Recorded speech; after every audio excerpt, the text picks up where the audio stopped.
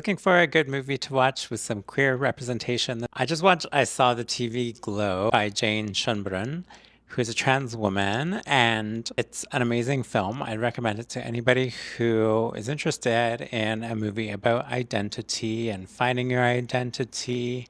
Especially if you are in your mid 30s and up, you could probably relate to this film a lot, as I did. It starts out taking place in the 90s, and there's a lot of nostalgia looking back at the 90s and watching TV and finding your characters on TV that you can relate to.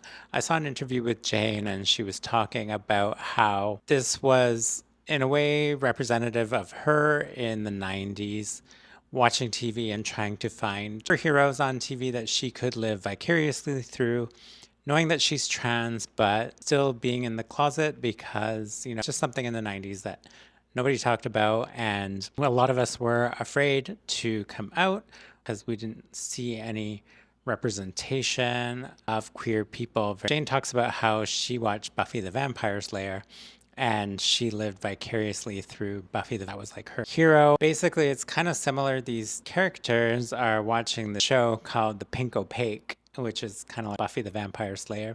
It's a 90s TV show, and they were living vicariously through these characters.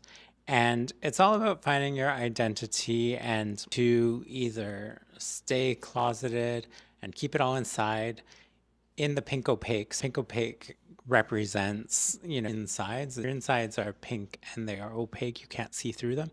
So the pink opaque was them and their identities. And if you hold it back and hold it in for too long, eventually you're going to reach a breaking point where you have to be yourself and you have to express yourself and be your true self. And it's very, very similar to real life. I think a lot of people hold it in, try to live a normal, mundane life. Mr. Melancholy is the evil person in this movie who just wants everybody to live their melancholy life in the boring world, suburbia, and not be their true selves. And it's really reflective of how when we don't live as our true selves, we get to a breaking point where we finally say, I have to be my true self now and I have to live my life as my true self. And I think a lot of people can relate to holding their identity in for too long and not living their best life as their true selves until they're older, myself included. That is sad, but at the same time, there's something happy about finding your true self and finally being free and living your best life and living as your true self too. So I don't want to give too much away, but if you're interested in identity and queer culture and artistic types of movies, this is made in a very artistic way. It's shot very nicely. It's a little bit slow, but it's on purpose that it's slow. So if you're looking for like fast-paced action, that's not what this is. It's a bit slow, artistic, well thought out, beautifully shot, and I recommend it if that sounds like it's something interesting to you.